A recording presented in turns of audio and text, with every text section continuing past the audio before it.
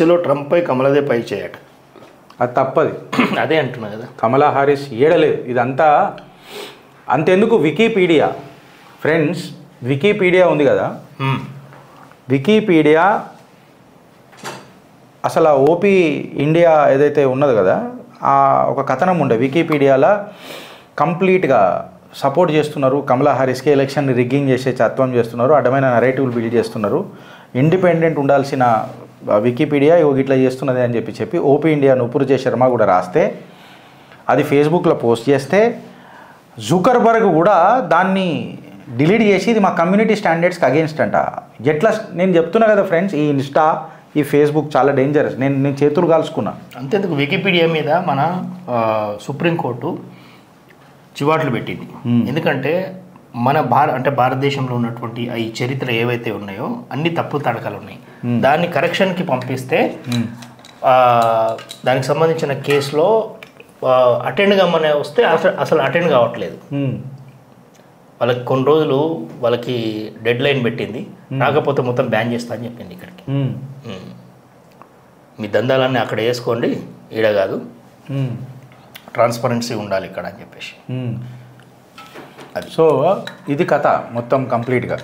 ఇదో ఈ ఓపీ మన ఓపీ ఇండియా వాళ్ళు ఉన్నారు కదా మీడియా, వాళ్ళు కూడా వికీపీడియా ఇట్లా చేసిందని ఎక్స్పోజ్ చేస్తే వాళ్ళది కమ్యూనిటీ గైడ్ లైన్స్ కిందకి వస్తున్నదని చెప్పి డిలీట్ కూడా చేసేసారు. ఏది పోస్టు తర్వాత పోయి మాట్లాడితే కూడా ఏం పెద్ద స్పందన లేదు. అయితే నేను ఒక హెచ్చరిక జారీ చేస్తున్నా ఫ్రెండ్స్, నేను బాధితుడిని ఫేస్బుక్లో. రాత్రి నా ఫేస్బుక్ డిలీట్ అయిపోయింది. అప్పుడు అసభ్యకరమైన పోస్టులు పెట్టిండ్రు. ఇవాళ ఎవరైతే నా ఫేస్బుక్ వాడుతున్నారో ఆయన పేరు మళ్ళీ కేరళ గవర్నర్ పేరు మీద పెట్టి వాడుతున్నారు. ఆడు ఎవడో కూడా నాకు తెలియదు. కంప్లైంట్లు ఇచ్చి పోలీసులలో కూడా ఇచ్చిన కేసు డిస్పోజ్ ఆఫ్ అయిపోయింది. ఏం చేసారో కూడా నాకు తెలియదు. పోలీసులు కూడా ఏం చేస్తారు, ఆడు నిజంగా చెప్తాడు రెస్పాండే కాడు పోలీసు వాళ్ళకు కూడా.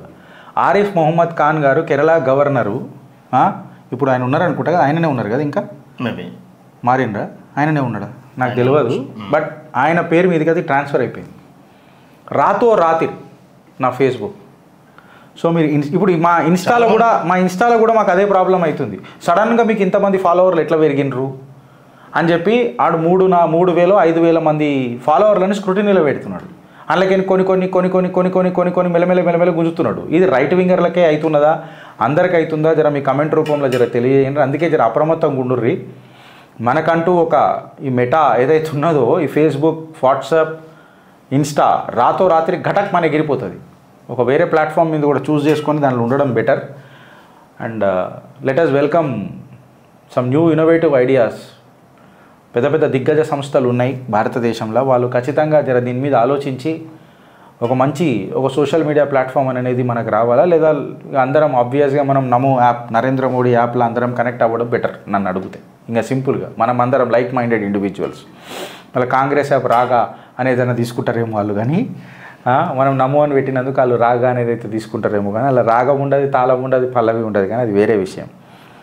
సో ఇలా కాంగ్రెస్ చేస్తున్న కుట్ర మనం ఎక్స్పోజ్ చేసినాము. ఆర్టికల్ 25 ప్రకారము ప్రధానికి, చీఫ్ జస్టిస్ ఆఫ్ ఇండియాకి హక్కు రాజ్యాంగం ఇచ్చింది. వాళ్ళు పూజలు చేసుకోవచ్చు, వాళ్ళ మతం వాళ్ళు ఆచరించవచ్చు, క్లియర్ కట్గా ఉన్నది. ప్రధానమంత్రి అనే పోస్టు ప్రజలది.